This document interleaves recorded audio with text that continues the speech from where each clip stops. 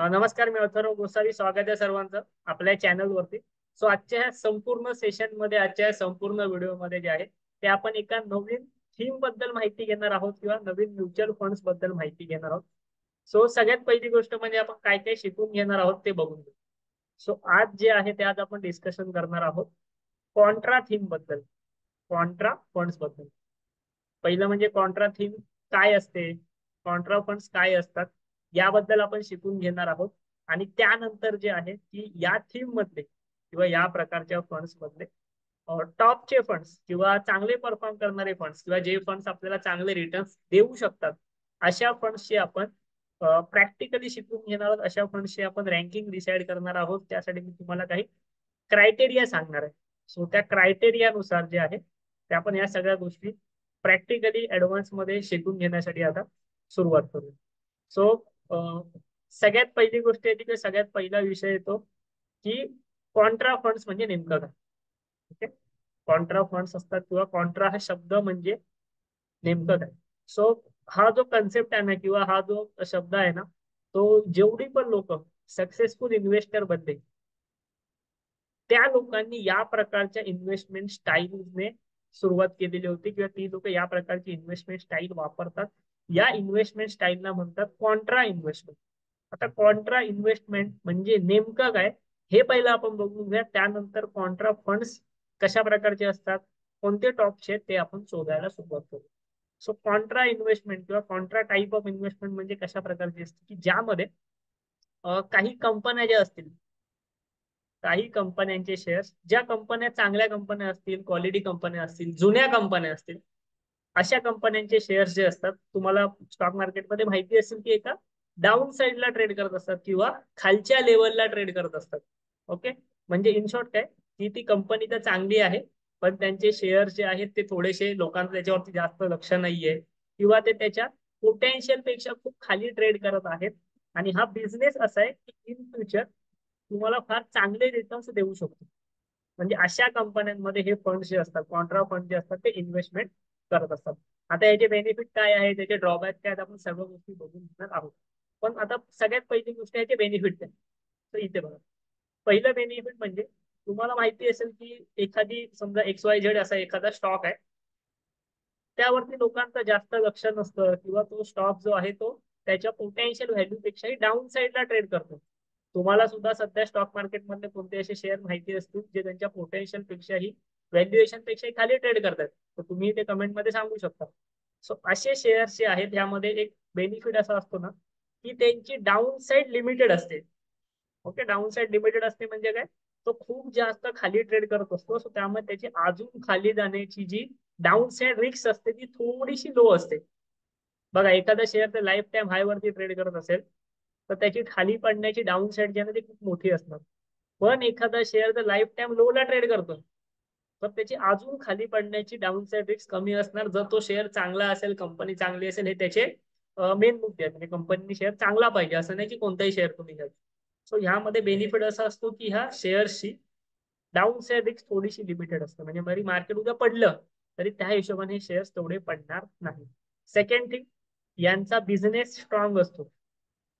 यांचा business strong असतो. आणि एक इम्पॉर्टंट ह्याचा ड्रॉबॅक पण आहे, म्हणजे एक निगेटिव्ह साईड पण. ड्रॉबॅक काय, फॉर एक्झाम्पल एखादा स्टॉक आहे त्याच्याबद्दल काही निगेटिव्ह न्यूज मार्केटमध्ये आली, शेअर चांगले आहे, कंपनी चांगली आहे, पण निगेटिव्ह न्यूज आल्यामुळे शेअर खाली पडला. मग हा खाली पडलेला शेअर वरती कधी जाईल किंवा त्या न्यूजचा इम्पॅक्ट किती वेळ राहील हे आपल्याला माहिती नसतं. आपण त्यामध्ये इन्व्हेस्टमेंट केली पण तो पुढचे 2 वर्ष 3 वर्ष जर तिकडेच राहिला तर तेवढी आपली कॅपॅसिटी पाहिजे होल्ड करायची. फॉर एक्झाम्पल, तुम्हाला आठवत असेल की कोटक बँक मध्ये अशी न्यूज आलेली होती आणि कोटक बँक पडलेला होता एकदम डाऊनला, किंवा HDFC बँकचं पण सेम एकदम डाऊनला गेलेलं होतं. सो या सिच्युएशन मध्ये या कंपन्या चांगल्या होत्या इन्व्हेस्ट करण्यासाठी, पण आपल्याला माहिती आहे का की ते अजून किती वेळ तिकडे राहतील, 1 वर्ष 2 वर्ष 3 वर्ष नाही. सो ही त्याच्यामध्ये एकमेव रिस्क असते टाइमची, की बाबा किती टाइम तो खाली राहील आपण निवडलेला शेअर. पण ज्या वेळेला आपण कॉन्ट्रा फंड्स मध्ये इन्व्हेस्टमेंट करतो तेव्हा एक गोष्ट लक्षात ठेवायची की कॉन्ट्रा फंडचा जो फंड मॅनेजर आहे तो अशा कोणत्या एका शेअर मध्ये पैसे नाही लावत. तो अशा मल्टिपल शेअर मध्ये पैसे लावतो. सो त्यातले 1 2 3 4 शेअर जरी अडकले तरी एवढा मोठा इम्पॅक्ट होत नाही. कारण की म्युच्युअल फंडचा हाच बेनिफिट तुम्हाला डायव्हर्सिफाईड पोर्टफोलिओ भेटतो. कोणत्या एका शेअर मध्ये तुम्ही तुमचे सगळे पैसे नाही लावत. ओके, आता कॉन्ट्रा फंड मध्ये कोणी इन्व्हेस्टमेंट केली पाहिजे ते बघू आणि त्यानंतर टॉपचे कॉन्ट्रा फंड बघून घेऊ. ज्या लोकांचं व्हिजन लॉंग टर्मचं आहे, लॉंग टर्म त्यांना वेल्थ बिल्ड करायची आहे आणि मार्केटपेक्षा थोडंसं डायव्हर्सिफाय त्यांना अजून व्हायचंय. म्हणजे मार्केटपेक्षा थोडंसं वेगळ्या दिशेने चालायचं. वेगळ्या दिशेने म्हणण्यापेक्षा थोडंसं जास्त डायव्हर्सिफिकेशन हवं आहे आपल्या पोर्टफोलिओमध्ये. ते थोडासा जो कॅपिटल असेल ते कॉन्ट्रा फंड मध्ये इन्व्हेस्ट करू शकतात. आणि कॉन्ट्रा फंड हे असे फंड्स आहेत ज्यांनी गेल्या 10 वर्षाच्या काळात 18 ते 20% सीएजीआर सुद्धा दिलेले आहेत. म्हणजे मार्केटपेक्षा जास्त रिटर्न्स त्यांनी दिलेले आहेत. हे पण मी तुम्हाला दाखवणार. ओके, मार्केटपेक्षा चांगले रिटर्न्स दिले आहेत. 18 ते 20%चा सीएजीआर दिले म्हणून हे खूप जास्त फेमस आहेत. तुम्हाला जर कोणत्या कॉन्ट्रा फंडचं नाव माहिती असेल तुम्ही कमेंट नक्की करा कमेंट बॉक्समध्ये. बरेचसे कॉन्ट्रा फंड्स आहेत जे आपण सगळ्यात डिस्कस करू. सो कॉन्ट्रा फंडचा मेन तुम्हाला समजलं. ह्याच्यामध्ये त्याच कंपन्या असतात ज्याच्या ज्या डाऊन साईडला आहेत, ज्याच्यामध्ये पोटेन्शियल खूप जास्त आहे आणि ज्या जास्त लोकांच्या नजरेत नाही आहे. क्लिअर आहे? ओके, इथपर्यंत सगळ्यांना समजलं. स्वतः आपण कॉन्ट्रा फंड टॉपचे बघून घेऊया. हे मी तुम्हाला कॉन्ट्रा फंड्स बद्दल फक्त सांगितलं. आता आपण जर आपल्या म्युच्युअल फंडच्या वेबसाईट वरती गेलो आणि ते एक्सप्लोर म्युच्युअल फंड केलं, आता ही वेबसाईट मी तुम्हाला शिकवली ऑलरेडी आपल्या चॅनलवरती. चॅनलची व्हिडिओ तुम्ही बघत असाल तुम्हाला माहिती असेल. सो थोडंसं खाली आहे, इथे तुम्हाला कॅटेगरी भेटते कॉन्ट्रा. कॉन्ट्रा वरती क्लिक करा. कॉन्ट्रा वरती क्लिक केल्यानंतर इथे तुमच्या समोर 3 कॉन्ट्रा फंड्स आहेत. 3 कॉन्ट्रा फंड्स इथे तुमच्या समोर आलेले. टोटल 3 कॉन्ट्रा फंड्स आहेत. आता ह्याचे तुम्हाला ऍडव्हान्टेजेस इथे दिले ते पण वाचून घ्या. ह्याचे ऍडव्हान्टेजेस काय? तुम्हाला इन्व्हेस्टमेंट एक अपॉर्च्युनिटी भेटते वेगळी. त्यानंतर तुम्हाला डायव्हर्सिफिकेशन भेटतं. मार्केटच्या पेक्षा थोडंसं वेगळं डायव्हर्सिफिकेशन भेटतं. आणि हे जे फंड्स असतात ते कमी पडू शकतात. मार्केट फॉल मध्ये हे फंड्स कमी पडू शकतात कारण की ह्याच्यामध्ये असे स्टॉक्स असतात जे ऑलरेडी खाली आहेत. जो मी तुम्हाला मगाशी कन्सेप्ट बोललो. सो हे इम्पॉर्टंट 3 बेनिफिट आहेत, समजून घ्या. आता ह्याच्यामध्ये ना 3 कॉन्ट्रा फंड्स आहेत. तुम्हाला माहिती आहे का ह्यातला कोणता बेस्ट आहे, कोणता मी निवडू शकतो? माहिती असेल तर मला कमेंटमध्ये सांगा. मी आता इथे तुमच्यासमोर प्रत्येकाचे अनालिसिस करणार आहे. तुम्हाला माहिती असेल की ह्या वेबसाईट वरती तुम्ही कोणत्याही फंडला क्लिक केलात तुम्हाला इथे त्याचे सर्व डिटेल्स समजतात. सर्व डिटेल्स समजतात. पण हे डिटेल्स तुम्हाला एक एक करून जाणून घ्यायची काहीही गरज नाही. तुम्हाला ह्या फंड मध्ये कोणते कोणते स्टॉक आहेत तेही समजतात. इथे तुम्ही आलात, खाली गेलात, कोणते कोणते स्टॉक्स आहेत त्याच्यामध्ये तेही समजतं. इथे बघा, एचडीएफसी बँक, गेल असेल, रिलायन्स इंडस्ट्री असेल, निफ्टी 50 असेल, सगळं तुम्हाला समजतं.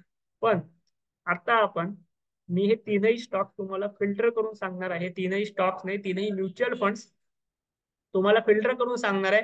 यातला कोणता बेस्ट असू शकतो हे आपण आज निवडून घेणार आहोत. सर्वांना शिकण्यासाठी इंटरेस्ट असेल, एकच तुम्ही काम करायचं आहे, कमेंट मध्ये फटाफट सांगायचंय. सो आपण ह्या प्रोसिजरला सुद्धा जे आहे ते आता सुरुवात करू. ओके, मी तुम्हाला तीनही म्युच्युअल फंड, तीनही प्रकारचे म्युच्युअल फंड कम्पेअर करून दाखवणार आहे. जसं आपण तुम्हाला याआधी पण दाखवत आलो आहोत त्याप्रमाणे. स्वतः पण त्या गोष्टी करण्यासाठी जे ते प्रॅक्टिकली सुरुवात करू. तुम्हाला जर आठवत असेल तर आपल्या युट्यूब चॅनल वरती ना प्रत्येक प्रकारचे म्युच्युअल फंड मी कम्पेअर करून दाखवले. फॉर एक्झाम्पल इथे बघा, hybrid fund, taxi cap fund, multi cap fund, small cap fund, mid cap fund, large cap fund आपण फिल्टर केले. कसे केलेत आज बघून घेऊ. इथे बघा, इथे मी आलेलो आहे कॉन्ट्रा फंड्स मध्ये. आणि कॉन्ट्रा फंड्स मध्ये जे तिकडे 3 फंड्स होते कॉन्ट्रा, जे तिथे 3 कॉन्ट्रा फंड्स होते ते तुमच्या समोर इथे मी मांडलेले आहेत. SBI Contra, Kotak India equity Contra fund आणि इन्व्हेस्टको कॉन्ट्रा फंड. हे 3च कॉन्ट्रा फंड. सो ह्याच्यामध्ये आता आपण बेस्ट फंड निवडण्यासाठी जाऊया. बेस्ट फंड निवडण्यासाठी मी इथे 2 विविध प्रकारचे क्रायटेरिया घेतलेत. पहिला आहे रिटर्न्स घेतलेत, 5 आणि 10 वर्षाचे रिटर्न्स घेतलेत.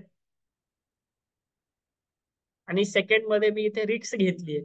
आपण कोणताही म्युच्युअल फंड निवडताना नुसते रिटर्न्स बघून चालत नाही, रिस्क पण बघावी लागते. सो रिस्कचे फॅक्टर घेतले स्टँडर्ड एव्हिएशन, बीटा आणि अल्फा. स्टँडर्ड एव्हिएशन, बीटा आणि अल्फा ही काय आहेत हे जर तुम्हाला माहिती नसेल तर याच्याबद्दल सुद्धा जे आहे ते व्हिडिओ जो आहे तो आपण चॅनलवरती पोस्ट ऑलरेडी केलेला आहे, तो तुम्ही बघू शकता. स्टँडर्ड एव्हिएशन, बीटा आणि अल्फा काय आहे ह्याचे सेपरेट मी याच्यामध्ये व्हिडिओ बनवलेला आहे. 3 रेशोज म्हणून तो व्हिडिओ. ठीक आहे. सो परत मी तुम्हाला या व्हिडिओमध्ये ते सांगेनच.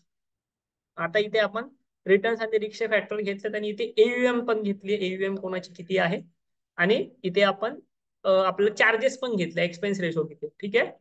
आता आपण एक काम करूया सिंपल. ह्याच्यामध्ये तीनही फंड्स मध्ये प्रत्येक कॅटेगरीमध्ये ज्याचं बेटर परफॉर्मन्स असेल त्याला आपण एक वेगळा कलर देऊया. ओके, त्याला आपण एक वेगळा कलर देऊया आणि ह्याची रँकिंग काढण्याचा प्रयत्न करूया. ह्याच्यामध्ये 1, 2 आणि 3 नंबर वरती कोण येतो ते, किंवा ह्यातला बेस्ट कोणताही शोधण्याचा प्रयत्न करूया. आवडेल सर्वांना. आणि ही सेम प्रोसेस मी ह्या सर्व फंडसाठी केलेली आहे. इथे हायब्रिड फंडसाठी आहे, फ्लेक्झी कॅप, मल्टी कॅप, सर्व व्हिडिओ चॅनलला आहेत, बघून घ्या. ओके, सर्व फंडसाठी मी अशाच प्रकारे फिल्टर करून तुम्हाला दिलेले. सो आज आपण हे कॉन्ट्रॅक्ट फंडसाठी बघू. सो सगळ्यात पहिला म्हणजे एयुएमचा फॅक्टर. आता या ठिकाणी तुम्हाला एसबीआयचा एयुएम खूप जास्त दिसतोय. सो आपण एक काम करू, ज्याचा जास्त दिसतोय म्हणजे थोडंसं पॉझिटिव्ह आहे. पॉझिटिव्ह म्हणण्यापेक्षा जास्त पैसे आहेत. पॉझिटिव्ह नाही म्हणू शकत, पण ह्या फंड मध्ये जास्त पैसे आहेत, तो जास्त ट्रस्ट आहे लोकांचा, म्हणून आपण ह्याला कलर देऊया ब्ल्यू.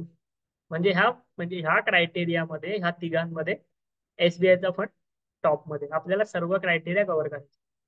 सेकंड आहे 5 वर्षाचे रिटर्न्स. 5 वर्षाच्या सीएजीआर मध्ये सुद्धा एसबीआयने चांगला परफॉर्मन्स दिलेला आहे. सो ह्याच्यामध्ये पण ह्याला आपण विनर देऊया. थर्ड 10 वर्षाचे रिटर्न. 10 वर्षाच्या रिटर्न्स मध्ये कोण टॉपला आहे? इन्व्हेस्टको टॉपला आहे. इन्व्हेस्टकोने 10 वर्षामध्ये कन्सिस्टंटली 19.50% रिटर्न दिले आणि तुम्हाला इथे दिसतंय की ह्या तीनही फंड्सने 10 वर्षात 18%च्या सीएजीआर पेक्षा अधिक रिटर्न्स दिलेले आहे, जे की खूप मोठं आहे. लक्षात येते? या फंड्सने गेल्या 10 वर्षामध्ये 18%च्या सीएजीआर पेक्षा अधिक रिटर्न दिले, जे की म्युच्युअल फंड मध्ये चांगले रिटर्न्स मानले जातात. निफ्टी पेक्षा जास्त रिटर्न्स आहेत, म्हणून कॉन्ट्रा फंड सध्या खूप फॉर्म मध्ये. त्यानंतर आता हे झालं आपल्या रिवॉर्ड वाला. आता इथे आपण आपले जरा एक्सपेन्स वाला बघूया. आता मला तुम्ही सांगायचं आहे कमेंट मध्ये की एक्सपेन्स रेशो कमी असलेलं चांगलं की जास्त असलेलं चांगलं. एक्सपेन्स रेशो कमी असलेलं चांगला की जास्त असलेलं चांगलं, हे मला तुम्ही सांगणार. ऑब्विसली आपण आता एवढ्या गोष्टी शिकलोय म्युच्युअल फंड बद्दल. एक्सपेन्स रेशो कमी असलेला चांगला. सो आपण आता एक्सपेन्स रेशो कमी कोणाचा आहे? इन्व्हेस्टकोचा आहे. आता याच्यामध्ये एवढा मोठा नाही फरक पडत आहे, एक खूप मायन्यूट फरक आहे, पण आपण आता त्याला रँकिंग देतोय. सो रँकिंग मध्ये देऊन टाकू एक्सपेन्स रेशोला. ह्याच्यामध्ये रँकिंग. आता इथे तुम्हाला शिकण्यासारखा विषय आहे. हे सर्व रिस्क फॅक्टर्स आहेत. फक्त रिटर्न्स बघून म्युच्युअल फंड मध्ये इन्व्हेस्टमेंट करू नका, रिस्क सुद्धा बघा. ओके. जेव्हा आपण उंचावरून उडी मारणार असतो, बरोबर, एखादा आपण उंचावरती आहे आणि आपल्याला खाली उडी मारायची खूप खोल, तर आपण फक्त हे बघून चालेल का की मला खूप मजा येईल, सगळं बघायला भेटेल? आपल्याला रिस्क पण जाणून घेतली पाहिजे काय आहे. सो तशाच प्रकारे आपल्याला म्युच्युअल फंड मध्ये सुद्धा रिस्क पण जाणून घ्यायचे, म्हणून मी आवर्जून रिस्क वाले फॅक्टर जे आहेत त्या ठिकाणी इन्व्हॉल्व केलेले आहेत तुम्हाला समजण्यासाठी. सो त्यावरती आता आपण आपला थोडासा फोकस ठेवूया. आता स्टँडर्ड डेव्हिएशन. स्टँडर्ड डेव्हिएशन म्हणजे काय? स्टँडर्ड डेव्हिएशन म्हणजे हा म्युच्युअल फंड किती वोलाटिलिटी दाखवतोय. स्टँडर्ड डेव्हिएशन जेवढा जास्त असेल तेवढा तो म्युच्युअल फंड रिटर्न्स पण जास्त देऊ शकतो, पण त्याच्यात रिस्क पण जास्त आहे. समजलं? समजत असेल तर मला कमेंट मध्ये यश टाईप करा. स्टँडर्ड डेव्हिएशन जेवढा जास्त तेवढा तो म्युच्युअल फंड रिटर्न्स जास्त देऊ शकतो, पण त्यामध्ये रिस्क सुद्धा फार जास्त, हे लक्षात घ्या. ओके. सो आता इथे आपल्याला स्टँडर्ड डेव्हिएशन थोडासा लोच पाहिजे. लो असला की काय, आपल्याला एक वेळ रिटर्न्स नाही, आपण रिस्कच्या पर्स्पेक्टिव्हने विचार करायचा. ओके. रिटर्न्स तर आपल्याला भेटतीलच म्युच्युअल फंड मध्ये, पण रिस्क पण आपल्याला थोडीशी लो पाहिजे. सो स्टँडर्ड डेव्हिएशन जे आहे ते या ठिकाणी मी थोडंसं लो जे असेल कॉन्ट्रा फंडच्या बाबतीत त्याला प्रेफर करा. सो आता मला सांगा स्टँडर्ड डेव्हिएशन लो कोणाचा आहे? एसबीआय कॉन्ट्रा फंडचे स्टँडर्ड डेव्हिएशन जे आहे ते लो आहे. त्याला मी परफॉर्म केला. त्यानंतर बीटा. आता बीटा बद्दल तुम्हाला माहिती आहे, बीटा म्हणजे काय? ह्या प्रत्येक फंडचा जो बेंचमार्क असतो, त्या बेंचमार्कच्या तुलनेमध्ये हा फंड किती वोलाटाईल आहे. सो बीटा हा नेहमी 1 पेक्षा लो पाहिजे. जर तो 1 पेक्षा जास्त असेल ना, याचा अर्थ तो बेंचमार्क पेक्षा जास्त वोलाटाईल आहे आणि तो जास्त वर आणि खाली जाऊ शकतो. तसं आपल्याला नकोय. 1 पेक्षा कमी पाहिजे आणि बीटा जेवढा लो असेल तेवढा तो फंड सेफ आहे. बीटा जेवढा लो तेवढा फंड सेफ.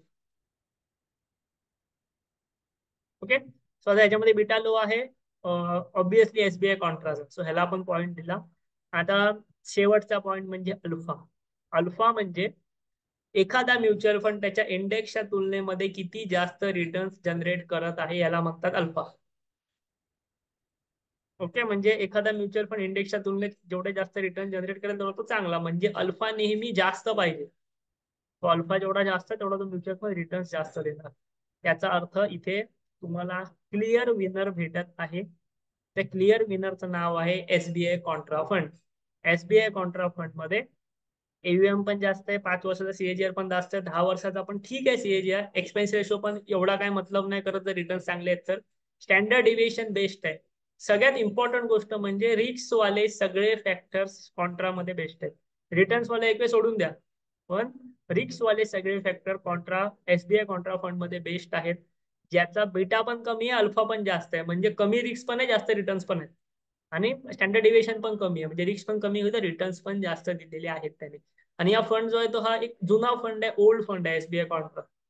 ओके, सो तुम्ही ह्याच्यामध्ये तुम्हाला क्लिअर विनर दिसतो, तर तुम्हाला कॉन्ट्रा फंड मध्ये इन्व्हेस्टमेंट करायची असेल तर एसबीआय कॉन्ट्रा हा जो फंड आहे हा तुमच्यासाठी चांगला असू शकतो, तुमच्यासाठी बेस्ट असू शकतो. गेल्या 10 वर्षामध्ये ह्याने फार चांगले रिटर्न्स दिलेले आहेत. निफ्टीला सुद्धा ह्याने बीट केलेला आहे 10 वर्षात. जवळपास 19%च्या 19%च्या सीएजीआर ने कन्सिस्टंटली ह्याने रिटर्न दिले. तुम्ही बाकी ह्याचे स्टॉक्स वगैरे कोणते आहेत काय आहेत त्या सगळ्या गोष्टी चेक करू शकता वेबसाईट वरती जाऊन, जे मी तुम्हाला मगाशी सांगितलेलं क्लिक करून. ओके, सो अशा प्रकारे मी हे जे आता तुम्हाला करून दाखवलं रँकिंग वाला, ते मी प्रत्येक प्रकारच्या म्युच्युअल फंड साठी केलंय. मल्टी कॅप, स्मॉल कॅप सर्व व्हिडिओ चॅनल आहेत. फक्त तुम्हाला एकच काम करायचं आहे, फक्त ते जाऊन बघायचे आणि चॅनलला सबस्क्राईब करून ठेवायचं आहे. इथे आपण एव्हरी अल्टरनेट डे तुम्हाला व्हिडिओ पोस्ट करत असतो. ओके, तुम्हाला जर व्हिडिओ आवडलेला असेल, नक्की आम्हाला सेशन आवडलेलं असेल, नक्की तुम्ही आम्हाला कमेंटमध्ये सांगू शकता. आणि आपल्या चॅनलला जे आहे ते सबस्क्राईब सुद्धा तुम्ही नक्की करून ठेवा. धन्यवाद.